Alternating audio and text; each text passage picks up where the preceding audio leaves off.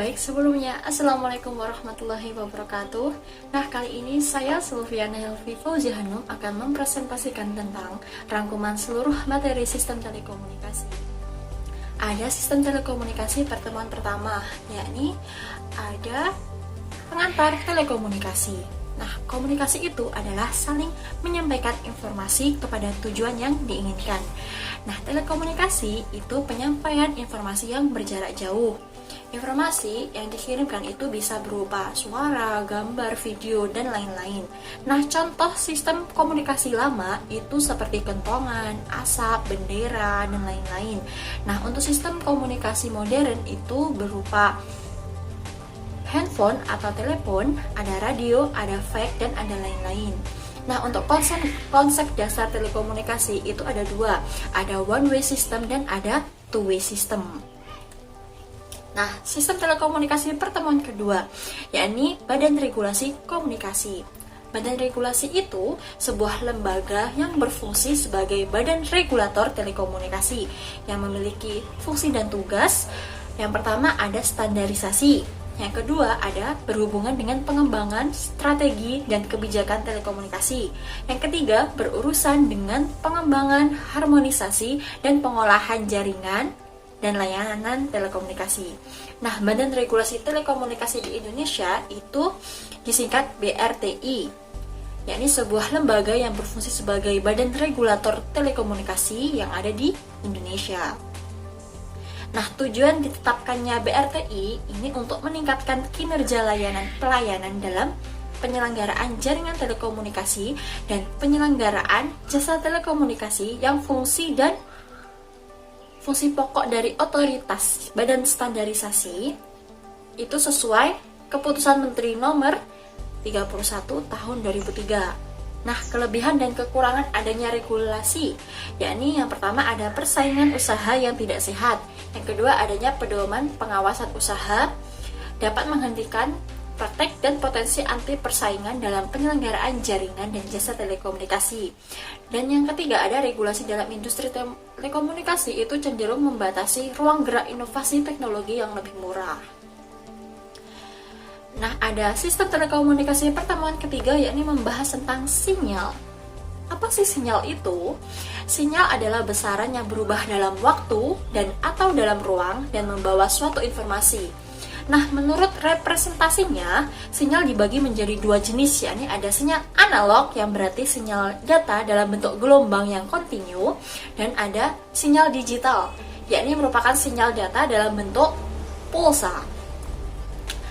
Nah, menurut dimensinya, sinyal itu dibagi menjadi dua jenis, yakni ada sinyal satu dimensi dan ada sinyal dua dimensi. Tujuan pengolahan sinyal itu yang pertama untuk penapisan sinyal, untuk pendeteksian sinyal, untuk kompresi sinyal, dan untuk pengenalan pola serta restorasi sinyal dan rekonstruksi sinyal. Nah, untuk sistem telekomunikasi pertemuan keempat, yakni membahas tentang elemen telekomunikasi. Nah, elemen itu bisa juga dikatakan sebagai komponen yang mendukung proses terjadinya komunikasi, yakni ada 4, ada informasi, ada transmitter atau pengirim, ada receiver atau penerima, dan ada media transmisi. Nah, jenis media transmisi itu ada dua. Yang pertama ada guided transmission media, yang mana media transmisi terpadu menggunakan sistem kabel. Nah, tipe kabel yang digunakan itu ada 4 juga. Ada open wire, ada twisted pair, ada koaksial kabel atau kabel koaksial, dan yang keempat ada fiber optik. Nah, yang kedua ada unguided transmission media, yang mana media transmisinya ini tidak menggunakan kabel. Nah, yang pertama itu ada gelombang mikro, ada satelit, ada inframerah, dan ada Bluetooth. Nah, lanjut sistem telekomunikasi pertemuan kelima, yakni membahas tentang propagasi gelombang radio. Apa sih propagasi itu? Propagasi adalah peristiwa perambatan gelombang radio dari antena pemancar ke antena penerima. Nah, gelombang radio sendiri itu suatu gelombang yang terdiri dari garis-garis listrik dan garis-garis magnet yang merambat di ruang bebas dan mempunyai kecepatan sebesar kecepatan cahaya. Nah, gelombang radio itu selalu mempunyai kuat medan listrik dan kuat medan magnet. Selalu mempunyai arah rambatan, frekuensi, panjang gelombang, dan polarisasi. Nah, gelombang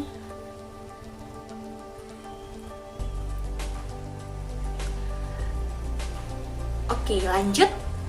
Ada sistem telekomunikasi pertemuan ketujuh, yakni ada media transmisi komunikasi.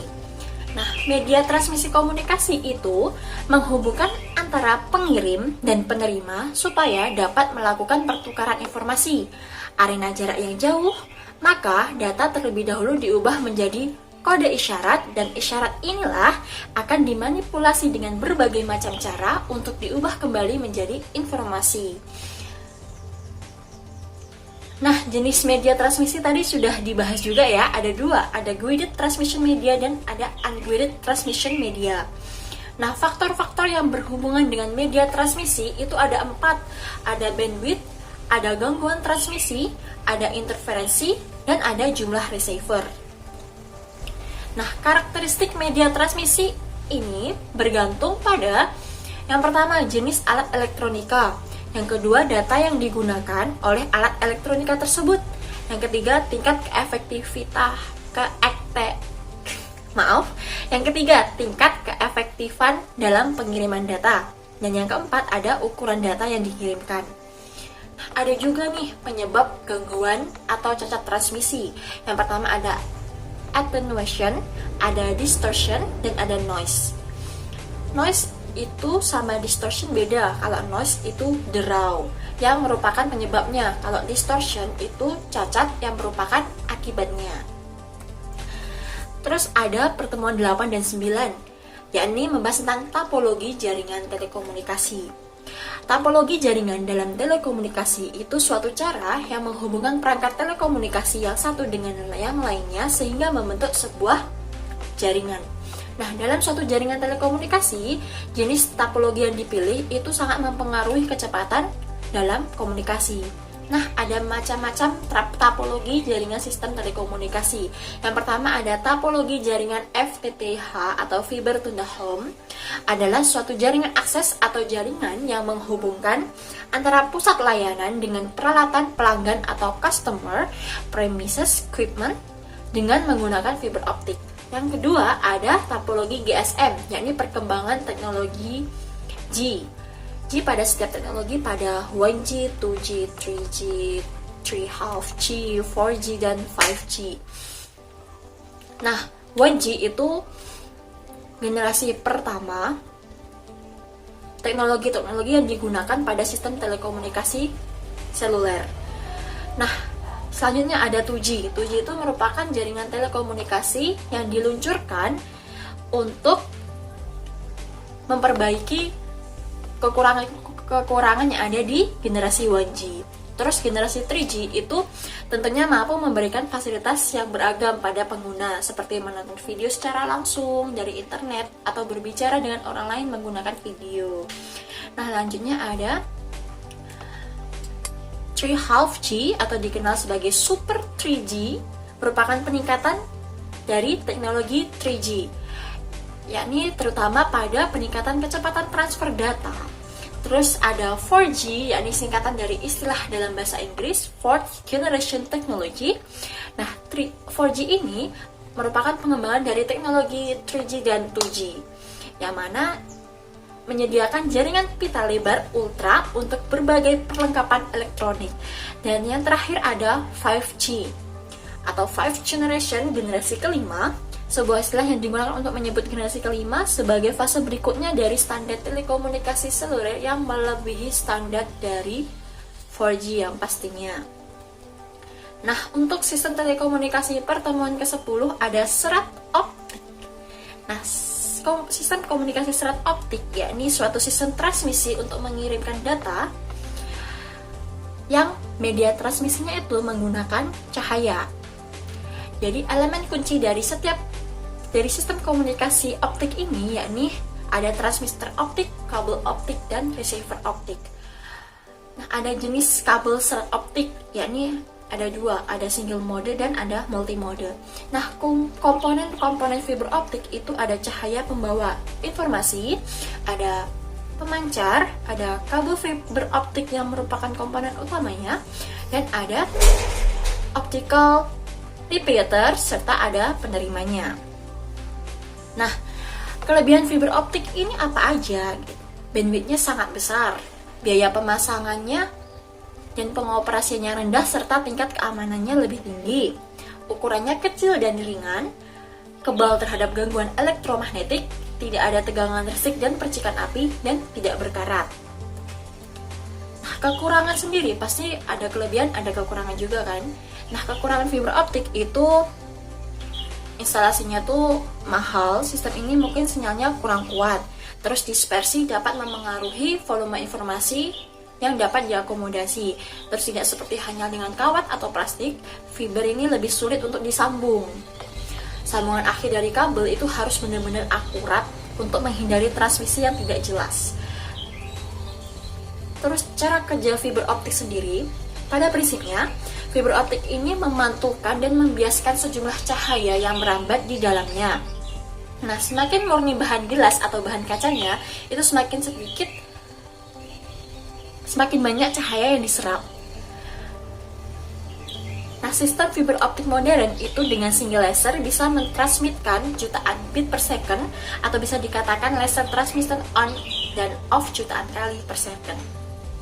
Nah, sistem telekomunikasi pertemuan yang ke-11, dasar-dasar pemancaran satelit. Itu satelit. Apa sih satelit itu? Satelit adalah benda yang orbit benda lain dengan periode, revolusi, dan rotasi tertentu. Ada 4 jenis nih. Ada satelit astronomi, ada satelit komunikasi, ada satelit pengamat bumi, dan satelit navigasi. Keunggulan komunikasi satelit itu cakupannya luas, bandwidthnya cukup lebar, biaya relatif rendah, layanan total hanya dari satu provider. Terus kelemahannya itu biaya komunikasi untuk jarak pendek maupun jarak jauh itu relatif sama. Terus hanya ekonomis jika jumlah usernya dan kapasitas digunakan secara intensif. Terus delay propagasi itu besar, rentan terhadap pengaruh atmosfer. Nah, sistem kerja satelit itu harus memiliki garis pandang gelombang mikro uplink, dan untuk memproduksi sinyal yang sama secara akurat harus ada jalur gelombang mikro downlink. Nah, untuk mencegah interferensi antara keduanya, maka frekuensi uplink harus dipancarkan pada frekuensi yang lebih tinggi daripada frekuensi downlinknya. Perangkat elektronik yang menghubungkan sinyal uplink dan downlink di satelit disebut transponder. Jadi transpondernya ini yang menghubungkannya di atas ini. Terima kasih. Sekian presentasi dari Helvi. Helvi mohon maaf apabila ada kesalahan, baik yang Helvi sengaja maupun yang tidak Helvi sengaja. Billahi taufiq wal hidayah. Wassalamualaikum warahmatullahi wabarakatuh.